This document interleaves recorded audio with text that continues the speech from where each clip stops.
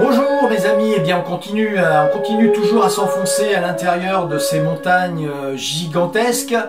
Cette fois-ci il va se passer quelque chose d'intéressant puisque un Chinois a eu quelques petits problèmes d'altitude.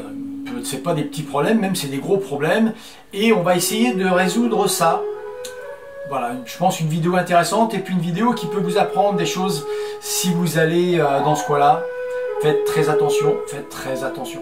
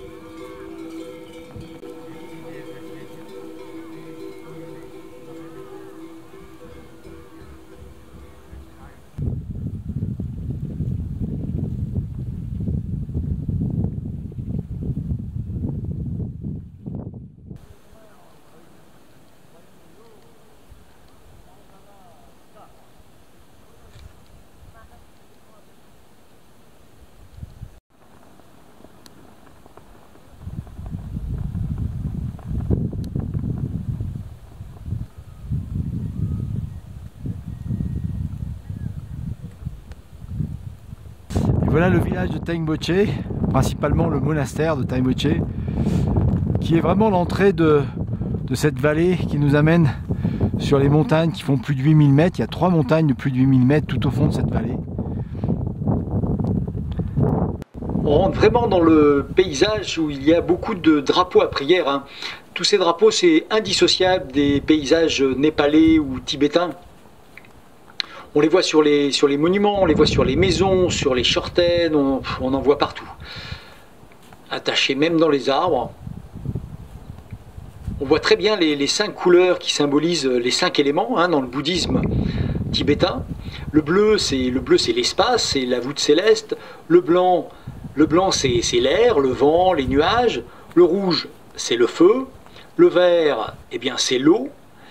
Les grands mâts que l'on aperçoit, ce sont des darshok en langage tibétain. Et puis les banderoles, un petit peu comme des guirlandes, ce sont les lumta. Et sur ces guirlandes, de temps en temps, sont imprimées, hein, c'est imprimé avec des blocs xylographiques. C'est toujours fait artisanalement. On aperçoit de temps en temps un cheval. Pourquoi le cheval? Parce que le cheval est censé transporter sur sa selle un joyau magique qui propage la paix, la prospérité et l'harmonie dans tous les pays qu'il parcourt. Et comme l'élément préféré du cheval, c'est le vent, eh bien, dès qu'il y a une brise, celui-ci est supposé transporter la prospérité, le bonheur et la chance. Et c'est pour ça que toutes ces banderoles, ces guirlandes, ces mâts, etc. s'appellent les chevaux de vent, ou lumta.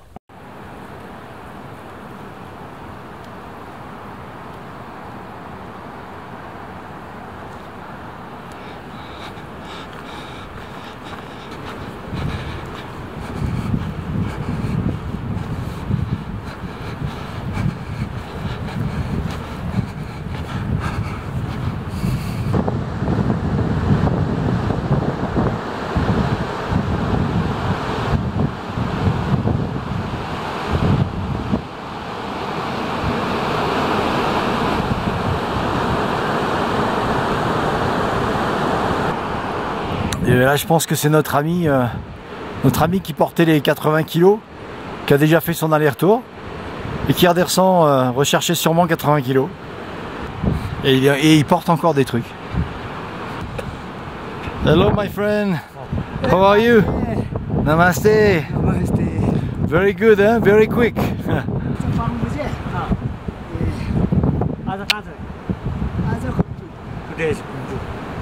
Wow.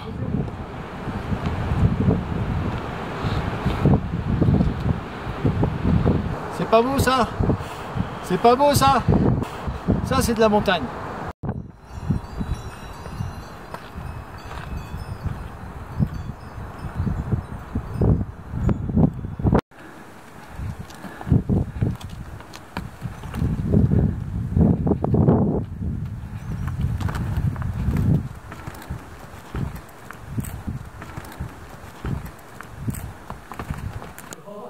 Alors autant hier soir il y avait du monde, autant ce soir ça va être plutôt calme.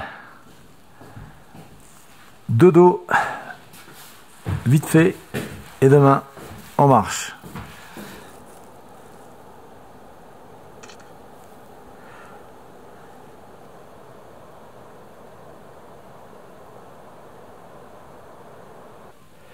Alors ce matin on mange un pancake avec... alors ça c'est bizarre, c'est vraiment typique ici, il y en avait déjà il y a 34 ans, mix fruit jam, tu sais pas du tout ce qu'il y a dedans, parce que tu as de la mangue, des trucs, voilà. C'est bizarre parce que cette confiture, elle est rouge mais elle a le goût d'ananas. Et puis là je suis donc dans ce restaurant, tout seul comme d'habitude, et puis grandiose, j'ai pris ma douche. Donc je suis vachement content d'avoir pris ma douche, je me sens bien, j'ai les cheveux à peu près propres. Allez, on remballe tout, il fait pas chaud. On est je crois à 4000 mètres, on est à 4000 mètres pile là. 4000 mètres, et là, ça commence à se sentir hein, pour marcher.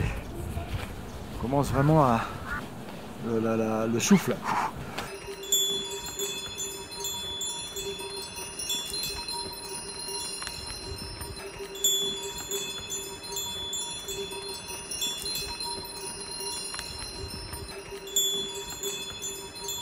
En plus il y a du vent, il y a la poussière de temps en temps, c'est un peu hard.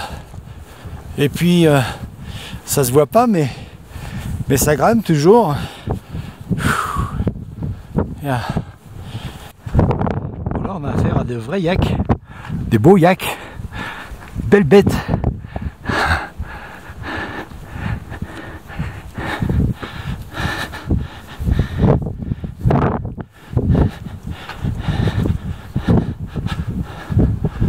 Et puis là, on a affaire à un petit yakiso.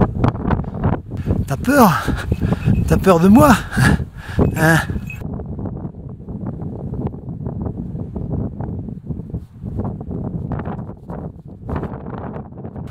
Au détour d'un chemin, on aperçoit le village où on va s'arrêter. Spécial, non? Beaucoup de vent, on prend beaucoup de poussière. On en mange.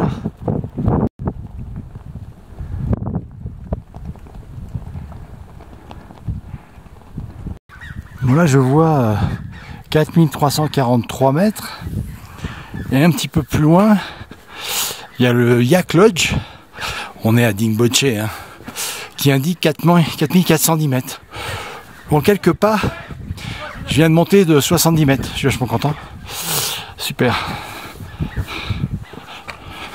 Et apparemment, Passang veut que je reste au Sherpa Lodge. Pourquoi pas. Donc maintenant, je vais vous présenter ma chambre. Voilà, que je viens de prendre. How much is the room, by the way? Papa! Papa! Viens là! Maintenant, je vide mon sac, comme d'habitude. Je vide tout, il n'y a pas grand chose. Il y a un sac de couchage, et puis il y a quelques affaires. Je suis à Dingboche, à 4004. Et on aperçoit juste là, Island Peak, qui fait 6100, 6000 poussières. Donc je vous laisse imaginer ce que ça fait à côté. Et ben voilà, ce qui devait arriver arrive. Finalement, il n'y a rien qui a changé depuis 34 ans. Là, on est à Tengboche. Déjà hier, à Tengboche, il y avait un Russe qui était resté couché une journée parce qu'il avait le mal de l'altitude. Et pourtant, on est à 3006, je crois. On n'est pas très haut. Et bien là, on en a un qui est vraiment mal en point. Moi, je suis arrivé dans le lodge. À vrai dire, quand je suis arrivé, j'ai demandé tout simplement s'il y avait quelqu'un d'autre dans le lodge en ce moment. Et on m'a dit que dans la chambre à côté de la mienne, il y avait un type qui était couché depuis hier soir, qui ne s'était pas levé ni le soir ni le matin. Donc j'ai dit, mais attendez, il a peut-être un problème quand même. Alors j'ai tout d'abord cherché à joindre des Chinois, donc j'ai fait tous les lodges autour, savoir s'il y avait des Chinois. Après tout, c'était quand même un petit peu une affaire entre Chinois, ça c'est plus facile, mais pas de Chinois. Et en faisant mes recherches, je tombais sur le groupe d'Américains que j'avais croisé à Tengboche, qui ont été très émus et touchés par ce problème. Et je dois avouer qu'ils se sont vraiment investis, tant mieux. Et donc j'ai cherché aussi des bouteilles d'oxygène parce qu'il fallait des bouteilles d'oxygène, mais il n'y en a pas dans le coin. Finalement, un peu plus tard, il y a un gamin qui a réussi, qui a réussi à en trouver une.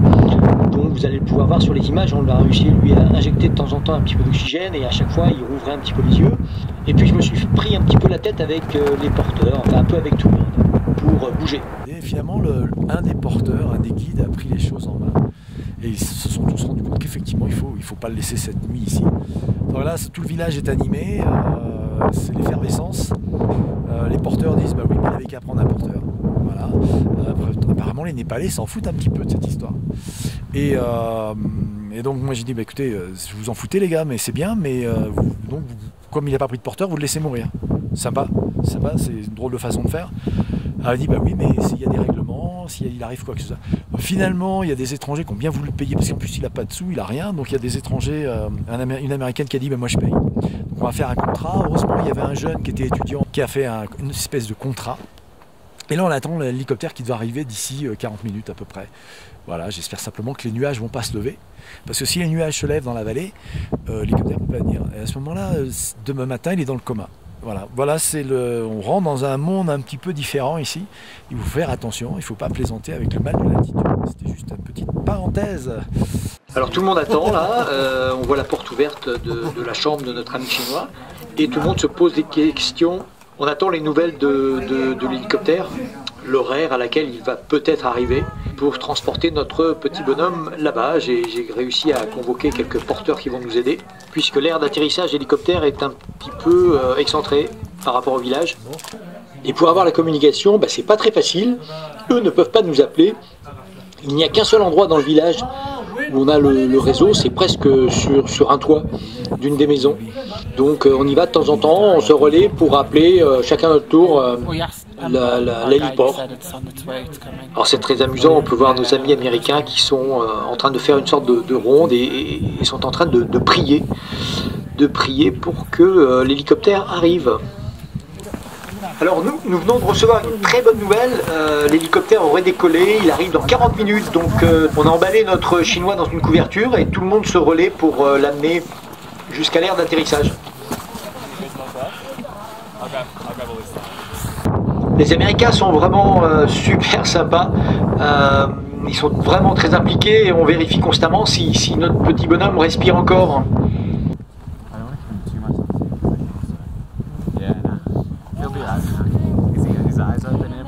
Yeah, you just opened it. Yeah? Oxygen is pretty strong. Yeah. It'll last him for a few minutes. Yeah, so this will last him a few minutes. Yeah, it's really... I can tell there's more comfortable. Il a vraiment beaucoup de chance qu'on a remué ciel et terre pour avoir l'hélicoptère. Ça me donne envie de chialer. Voilà, l'hélicoptère arrive et il n'éteindra pas les pales, il continuera à tourner, on le jette pratiquement. Et voilà, on l'a embarqué, il va décoller. C'est une chose de faite. Tous les trekkers du coin s'y ont mis, c'est vraiment génial.